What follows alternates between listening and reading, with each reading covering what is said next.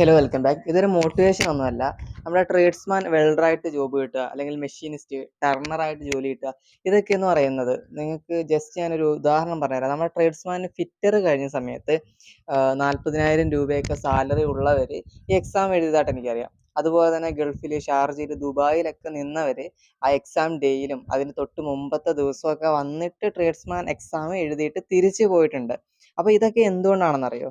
അതായത് നമ്മുടെ ഐ.ടി.ഐയിൽ നമ്മുടെ കേരളത്തിൽ വെച്ചിട്ട് കിട്ടാവുന്ന ഏറ്റവും നല്ല ജോബുകളിൽ ഒന്നാണ് ജൂനിയർ ഇൻസ്ട്രക്ടർ ഈ പറയുന്ന ജോബ് എന്ന് പറയുന്നത്.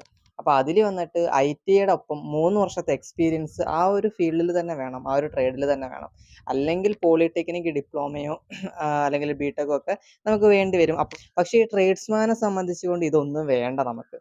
ഓക്കെ, ജൂനിയർ ഇൻസ്ട്രക്ടറിന്റെ സാലറി സ്കെയിൽ വ്യത്യാസമുണ്ട്. 37,000 മുകളിലാണ് സ്റ്റാർട്ടിങ് വരുന്നത്. പക്ഷേ ഇതിൽ വന്നിട്ട് 26,000 മുകളിലേ വരുന്നുള്ളൂ. എന്നിട്ടും ഇതിലേക്ക് പ്രിപ്പയർ ചെയ്യുന്നത് ഒന്ന്, ഇതിനകത്ത് ഈ പറയുന്ന പോലെ തന്നെ എക്സ്പീരിയൻസോ കാര്യങ്ങളോ ഒന്നും വേണ്ട, നമുക്ക് ആ ട്രേഡ് മാത്രം മതി.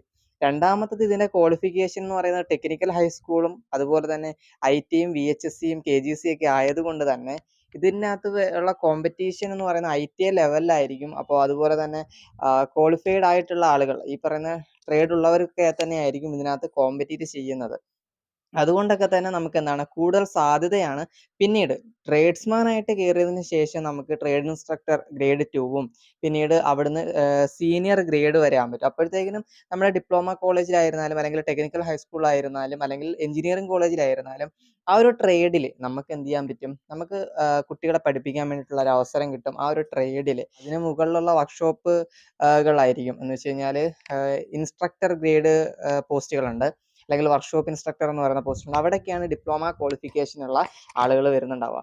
ട്രേഡ് ഉള്ളവർക്കുള്ള ഏറ്റവും വലിയൊരു അവസരമാണിത്. സോ അതൊരിക്കലും മിസ്സാക്കി കളയാൻ പാടില്ല. അപ്പോൾ ഐ.ടിക്കാരെ സംബന്ധിച്ച് അവർ എത്രത്തോളം പ്രിപ്പയർ ചെയ്ത് അല്ലെങ്കിൽ എത്രത്തോളം ഒക്കെ വർക്ക് ചെയ്താലും എത്ര സാലറി കിട്ടിയാലും കിട്ടാത്തൊരു സാധനമാണ് എന്തെന്ന് പറയുന്നത്, നമുക്ക് ഏറ്റവും സന്തോഷത്തോടെ ചെയ്യാൻ പറ്റുന്ന, ഏറ്റവും നന്നായിട്ട് എൻജോയ് ചെയ്ത് ചെയ്യാൻ പറ്റുന്ന പ്രസ്റ്റീജിയസ് ആയിട്ടുള്ള ഒരു ജോബ് എന്നൊക്കെ പറയുന്നത് അല്ലേ. അപ്പം അതിനുള്ളൊരു അവസരം ജൂനിയർ ഇൻസ്ട്രക്ടറിലും അതുപോലെ തന്നെ ഈ ട്രേഡ്സ്മാൻ പ്രൊമോഷൻ പോസ്റ്റുകളിലും ഒക്കെ ഉണ്ടാവും. അപ്പോൾ അതുകൊണ്ട് തന്നെ ആരെങ്കിലുമൊക്കെ ഇതിൽ പ്രിപ്പയർ ചെയ്യുന്നുണ്ടെന്നുണ്ടെങ്കിൽ ഫെബ്രുവരി മാസമാണ് എക്സാം. വളരെ നന്നായിട്ട് പ്രിപ്പയർ ചെയ്യാൻ, അതിൻ്റെ പ്രാധാന്യത്തോട് കൂടിയിട്ട് തന്നെ ഇത് പ്രിപ്പയർ ചെയ്യുക. Okay, thank you.